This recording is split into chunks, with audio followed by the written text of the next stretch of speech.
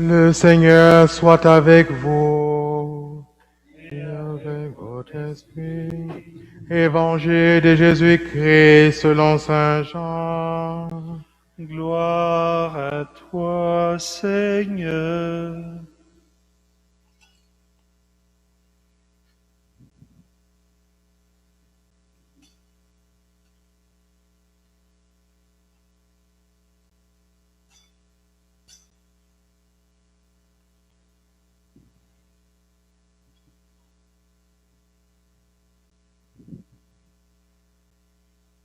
Au commencement était le Verbe, et le Verbe était auprès de Dieu, et le Verbe était Dieu. Il était au commencement auprès de Dieu.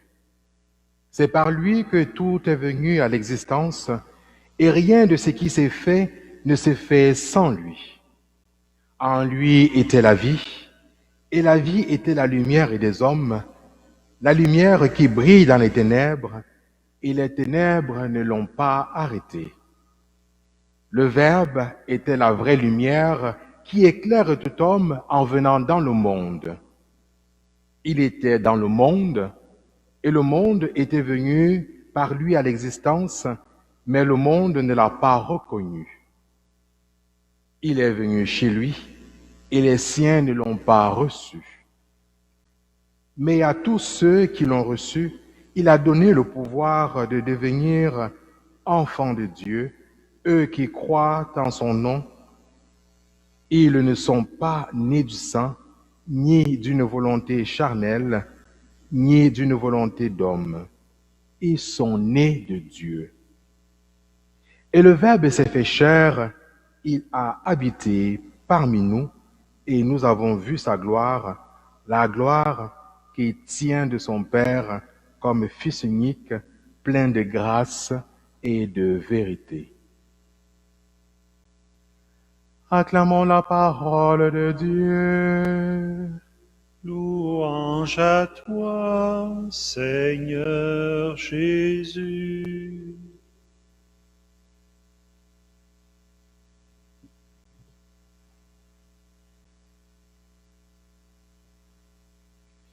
Bien-aimés dans le Christ,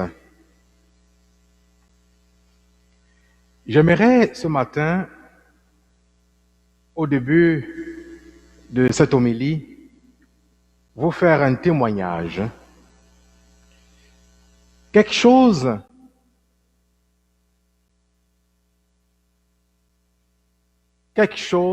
qui est arrivé cette nuit. Bien sûr, j'ai demandé l'autorisation à la personne concernée. Depuis plusieurs mois, un jeune qui s'appelle Franklin me suit sur Facebook. Des commentaires quotidiens de l'Évangile que je mets sur Facebook. Il suit ça et il partage à ses amis. C'est un anglophone, il vit au Nigeria, un pays d'Afrique. Et la particularité du Nigeria, c'est pas si vous vous souvenez, c'est peut-être loin, il y a environ 2 ans, à Noël, il y a eu des actes terroristes dans des églises au Nigeria, parce que c'est un pays en majorité musulmane. Aujourd'hui, ce pays est le plus peuplé d'Afrique. En termes de population, il existe beaucoup de conflits parce que les chrétiens sont minoritaires et subissent souvent l'oppression des terroristes. Je ne parle pas ici des musulmans de façon globale, de certaines branches très radicales. Il m'expliquait que le gouvernement impose un service, un peu comme un service militaire, mais civil, sans utilisation d'armes, afin de permettre une cohabitation et un vivre ensemble. Et depuis l'année dernière, enfin, ça va faire 1 an au mois de mars prochain, qu'il vit son service militaire civil, si on peut dire. Comme lui, il est chrétien du Sud, le gouvernement l'envoie dans le Nord, au milieu des musulmans, et vice-versa. Ceux du Nord, musulmans, sont envoyés dans le Sud ou dans les autres régions du pays chrétien.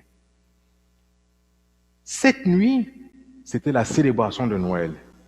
C'est un pays qui est vaste, pas aussi grand que le Canada, mais on pourrait comparer, pour se déplacer d'un point A à un point B du pays, c'est énorme. Ça lui prenait environ 8 heures de bus pour aller dans sa famille. Donc, il était dans l'impossibilité de rejoindre les siens pour célébrer Noël. Et il loue une chambre chez l'habitant, et ce sont des musulmans. Toute cette longue introduction pour dire quoi? Il m'envoie une photo hier en me souhaitant un joyeux Noël, en me disant que son Noël a été cette nuit très particulier. La famille musulmane, sachant que c'est Noël en fait chrétienne, a préparé pour lui et son coloc chrétien une grande assiette de nourriture, de la viande. Je lui ai demandé qu'est-ce que c'est comme viande. Il m'a dit du porc. Je ne sais pas si vous connaissez un peu, les musulmans ne mangent pas le porc. Ce n'était pas une insulte pour lui, là. Et cette semaine, je lui demandais comment tu vas passer ton réveillon. Il me dit, avec la grâce de Dieu. Et puis moi, ça m'a un peu choqué ou fait mal de savoir que habituellement, quand il mange la viande, c'est un luxe. Il mange la viande peut-être 2 ou 3 fois par année à des grandes occasions. Et la grande surprise de cette famille, c'était une grande mamie de viande, avec plein d'autres choses. Musulmans. Une famille musulmane qui lui fait ce cadeau. Ça, j'ai tellement ému, j'avais les larmes aux yeux cette nuit. Là, je me disais, quel est le sens de Noël?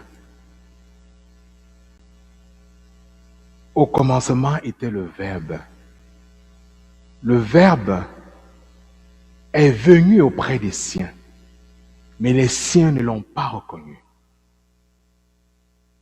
Ce geste de cette famille musulmane à l'égard de ce jeune homme chrétien, loin de sa famille, à un moment où tous ensemble, à cause de notre foi, au nom de notre foi, nous soulignons la naissance de notre Sauveur.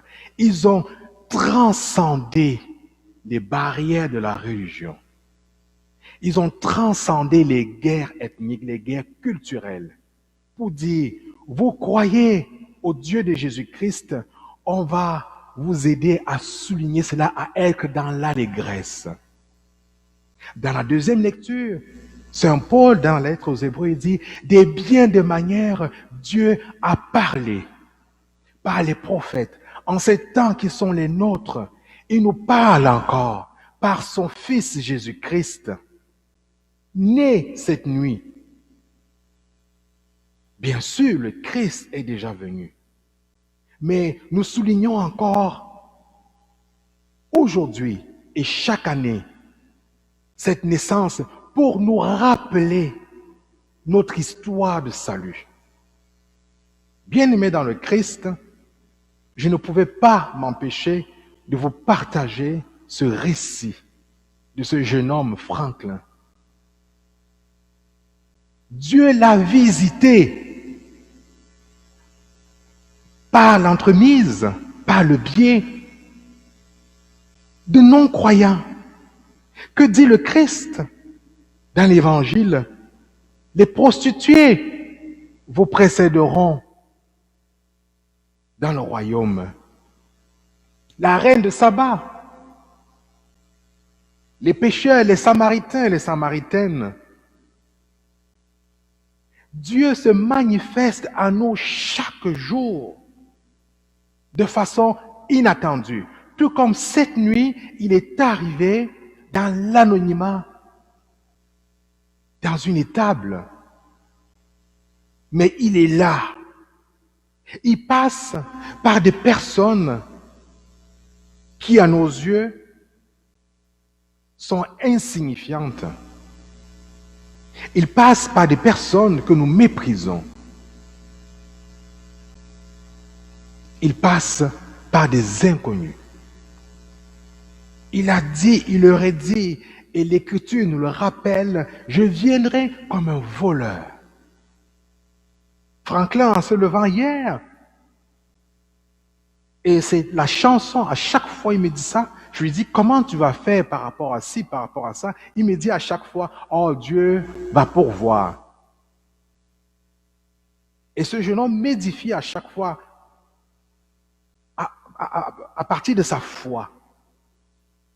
Dieu va pourvoir. Bien-aimés dans le Christ, où en sommes-nous? Où en êtes-vous dans votre relation avec le Christ? Est-ce que Noël, c'est pour moi simplement une occasion de me retrouver avec des proches et de partager des cadeaux, où je crois réellement que le Christ vient me visiter dans mon humanité, que le Christ vient me visiter dans ce que je traverse comme réalité humaine, dans mes peines, dans mes douleurs et même dans mes joies. Osons, bien-aimés dans le Christ, renouveler cette relation avec l'enfant Jésus. Soyons dans l'allégresse. Ne nous inquiétons pas de demain. Mais en même temps, ne soyons pas comme des vierges folles. Soyons prévoyants, mais sans nous laisser étouffer par le stress de ce que sera le lendemain, de ce que sera demain. Ne nous laissons pas écraser par le stress de ce que sera demain avec le coronavirus, de ce que sera demain avec la crise financière, de ce que sera demain avec la crise de vocation, de ce que sera demain avec la crise de la pratique religieuse chez nous et ailleurs. Ne nous inquiétons pas de ça, mais au contraire, soyons confiants. Mettons notre foi en ce Dieu qui se fait homme, qui vient nous visiter, ce Verbe fait chair, qui s'incarne dans nos vies de façon banale, de façon sournoise, de façon inattendue. Amen.